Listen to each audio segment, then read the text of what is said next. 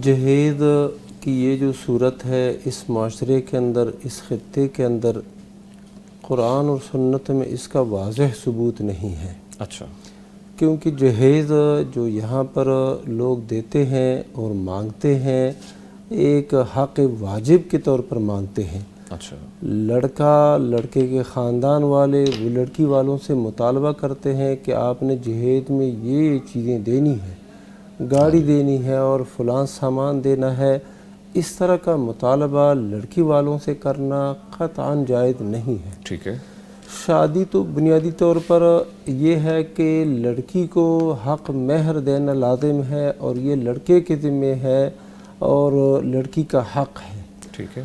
اور باقی جو گھر کے اخراجات ہیں، گھر کی تیاری ہے اور اسی طرح شادی کے لیے تمام امور کو جو ہے نا برابر کرنا، تیار کرنا، یہ لڑکے کی ذمہ داری ہے، یعنی خاوند کی ذمہ داری ہے، اور لڑکی والوں پر یہ ذمہ داری قطعاً عائد نہیں ہوتی۔ ٹھیک ہے۔ تو یہ جو رواج ہے جہیز والا اور جس انداز سے یہ چل رہا ہے، اس نے تو معاشرے کو تباہ کر کے رکھ دیا ہے، اور شادیاں اسی وجہ سے لیٹ ہو رہی ہیں، لڑکیوں کی عمریں زیادہ ہو رہی ہیں، اور جب آتے ہیں لڑکی کو پسند بھی کر لیتے ہیں، پھر بعد میں جو مسئلہ بنتا ہے وہ اسی پر ہی بنتا ہے کہ یہ لوگ کچھ دے نہیں سکتے، باپ جو ہے وہ غریب ہے، لہذا رشتے کو ٹھکرا دیتے ہیں۔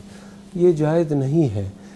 جہیز بنیادی طور پر اگر والد، لڑکی کا والد از خود اپنے اختیار سے، رضامندی سے اور خوشی سے اپنی بیٹی کو دینا چاہتا ہے تو یہ اس کی مرضی ہے۔ اس کے اوپر خاوند کا، لڑکی کے خاوند کا یا لڑکے والوں کا دباؤ قطعاً جائز نہیں۔ اللہ کے نبی صلی اللہ علیہ وسلم کی بیٹی کی شادی ہوئی، فاطمہ رضی اللہ تعالیٰ عنہ، اللہ کے نبی صلی اللہ علیہ وسلم نے ایک چادر دی، اسی طرح ایک گھڑا دیا، اور یا مشکیزہ جس کو کہتے ہیں وہ دیا، اور ایک جو ہے نا سرہانہ یہ دے دیا۔ تو یہ دو تین چیزیں آپ صلی اللہ علیہ وسلم نے عطا کی، اور اس کی وجہ بھی یہ تھی کہ علی رضی اللہ تعالیٰ عنہ جو تھے وہ اتنے مالدار تو تھے نہیں، تو اور اپنے ہی یعنی کہ چچا زاد بھائی تھے، تو اللہ کے نبی صلی اللہ علیہ وسلم نے یہ تھوڑا بہت تعاون کیا۔ تو اگر لڑکی کا باپ یا بھائی اس کا یا لڑکی کی ماں از خود رضامندی سے، خوشی سے اپنی بیٹی کو کچھ دینا چاہتے ہیں، یہ ان کی مرضی ہے، صاحب حیثیت ہیں، صاحب حیثیت ہیں یا جو بھی اپنی حیثیت کے مطابق جو بھی دینا چاہتے ہیں، لیکن لڑکی والوں کی، لڑکے والوں کی طرف سے مطالبہ کرنا اور اسی بنیاد پر رشتہ قبول کرنا یا رد کرنا یہ قطعاً جائز نہیں ہے۔ یہ تو ایک ناجائز طریقے سے ہندوانہ رواج ہے اور اس کی پیروی ہو رہی ہے، اور اسی وجہ سے معاشرے کے اندر یہ جو ہے نا یہ شادی کا سلسلہ رک رہا ہے۔ بالکل مفتی صاحب، ایز ویل ایز جیسے کہ بتایا لڑکوں سے بھی ایکسپیکٹیشنز ہوتی ہیں، اب اس سلسلے میں جو حق مہر کے بارے میں بات ہوئی، اس کی کوئی خاص لمٹ ہے مفتی صاحب کہ کوئی ایک حد مقرر کی گئی ہے شریعت کی طرف سے؟ کچھ لوگ کہتے ہیں کہ خاص لمٹ ہے، تو کیا خیال ہے شریعت میں ایسا کوئی معاملہ ہے؟ شریعت میں نا یہ مہر جو ہے اس کی کوئی لمٹ یا حد متعین نہیں ہے۔ اچھا، ٹھیک ہے۔ اگر ایک بندہ قنطار دے دے، وَآتَيْتُمْ إِحْدَاهُنَّ قِنطَارًا، اللہ نے فرمایا اور تم نے اپنی بیوی میں سے کسی بیوی کو قنطار ڈھیروں سارا مال دیا ہو، پھر بھی تم نے واپس نہیں لینا، اس کا مطلب یہ ہے کہ ڈھیروں سارا مال بھی بندہ دے سکتا ہے بطور حق مہر کے، لیکن اس کی کوئی حد ہے نہیں۔ ٹھیک ہے۔ اگر ایک بندہ صاحب حیثیت ہے وہ اپنی آسانی کو دیکھے گا، یہ نہیں ہے کہ صاحب حیثیت ہے اور حد سے زیادہ وہ مقرر کر دے، یہ نہیں ہے۔ اور خیر الصداق ایسرہ، اللہ کے نبی صلی اللہ علیہ وسلم کی حدیث ہے کہ بہترین مہر وہ ہے جس کی ادائیگی آسان ہو۔ دوسری بات میں خیر النکاح ایسرہ، بہترین نکاح وہ ہے جو آسانی سے سر انجام پائے۔ تو یہ جو ہے نا آسانی جو ہے نا یہ مہر کے اندر بھی اور نکاح کے دیگر معاملات کے اندر یہ ضروری ہے، تو یہ ہر بندے کی حیثیت کے مطابق۔ اب دیکھیں اللہ کے نبی صلی اللہ علیہ وسلم کی بیویوں کا جو مہر تھا، ہر بیوی کا مہر وہ 12 اوقیے تھا. سب کا سیم تھا؟ سب کا سیم اچھا تھا. ٹھیک ہے. تو 12 اوقیے یعنی 500 درہم. بیٹیوں کا مہر بھی 500 درہم یہ اللہ کے نبی صلی اللہ علیہ وسلم نے رکھا ہے. تو 500 درہم یہ تقریباً کافی اس کا جو ہے نا وہ مقدار بنتا ہے.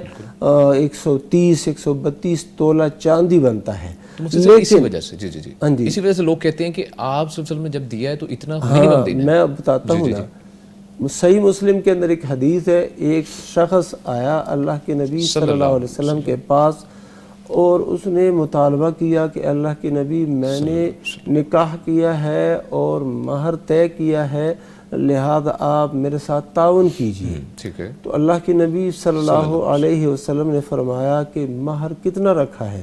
تو اس بندے نے کہا 4 اوقیے. 4 اوقیے کا مطلب کیا ہے؟ یہ تھا 160 درہم. اچھا ٹھیک ہے. 160 درہم 4 اوقیے، یہ اتنا ہو گیا. 1 اوقیہ 40 درہم کا ہوتا ہے، تو 160 درہم ہو گیا. تو اللہ کے نبی صلی اللہ علیہ وسلم نے فرمایا تم نے تو اتنا مہر رکھ دیا، گویا کہ تم اس پہاڑ سے سونا یہ تراش رہے ہو اور جمع کر رہے ہو. یعنی اتنی حیثیت تمہاری ہے نہیں، اور مہر اتنا رکھ دیا ہے کہ اب مانگنے کے لیے تم ادھر آ گئے ہو، ہمارے پاس آ گئے ہو. اپنی حیثیت کے مطابق ہی تم مہر رکھتے نا. اس سے کیا معلوم ہوا کہ ایک طرف اللہ کے نبی صلی اللہ علیہ وسلم صاحب حیثیت ہے اور وہ سرور کائنات ہے، ان کی حیثیت تھی، انہوں نے اپنی بیویوں کا مہر جتنا رکھا اتنا رکھا. اور دوسری طرف یہ جو صحابی ہیں جو مانگنے والے ہیں اور کہیں میرے ساتھ تعاون کرو، اگر دے سکتے ہو از خود تو دے دو نا، لیکن اگر دے بھی نہیں سکتے پھر بھی مہر آپ نے زیادہ طے کر لیا ہے اور ادھر آ کے پھر تعاون مانگ رہے ہو، لوگوں سے سوال کر رہے ہو، اللہ کے نبی صلی اللہ علیہ وسلم نے اس روش کو پسند نہیں فرمایا. ہاں جی. تو مسئلہ کیا ہے؟ مسئلہ یہ ہے کہ ہر بندہ اپنی حیثیت کو اور ثروت کو، دارائی کو دیکھ کے وہ مہر طے کرے کہ میں کتنی ادائیگی کر سکتا ہوں. یہ نہیں ہے کہ وہ دیکھا دیکھی فلاں نے اتنا مہر رکھا ہے لہذا میں بھی اتنا رکھتا ہوں، پھر تم ادا نہیں کر سکتے تو کیا کرو گے؟ صحابہ میں ایسے بھی لوگ تھے نا کہ اللہ کے نبی صلی اللہ علیہ وسلم کے پاس آئے اور انہوں نے کہا اس عورت کا نکاح میرے ساتھ کر دو. اللہ کے نبی صلی اللہ علیہ وسلم نے پوچھا آپ کے پاس کیا ہے؟ اس نے کہا میرے پاس تو یہ چادر ہے. آپ صلی اللہ علیہ وسلم نے بتایا کہ یہ چادر تو تم پہنو گے، جب اس کو دو گے تو تم کیا پہنو گے؟ ٹھیک ہے. جاؤ التمس ولو خاتما من حدید، جاؤ گھر کے اندر تلاش کرو اگرچہ لوہے کی انگوٹھی ہو. وہ بندہ گیا واپس آیا کچھ بھی نہیں ملا، کہتا لوہے کی انگوٹھی بھی نہیں ہے. تو پھر اللہ کے نبی صلی اللہ علیہ وسلم نے اس سے پوچھا تیرے پاس قرآن کی کچھ صورتیں یاد ہے؟ اچھا. اس بندے نے کہا جی ہاں صورتیں مجھے یاد ہیں. تو اللہ کے نبی صلی اللہ علیہ وسلم نے فرمایا کہ ہم نے اس عورت کا نکاح تیرے ساتھ کر دیا ہے ان صورتوں کے بدلے، یعنی آپ نے ان صورتوں کی تعلیم دینی ہے، ان صورتوں کو یاد کرانا ہے اس خاتون کو. ٹھیک ہے، وہ مان گئے، عورت بھی مان گئی.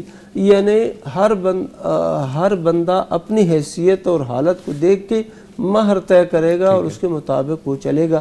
باقی جو جہیز کا مسئلہ ہے تو یہ ایک تباہی ہے اور یہ اس نے شادیوں کو نا یعنی کہ برباد کر دیا ہے. بالکل مفتی صاحب بہت شکریہ.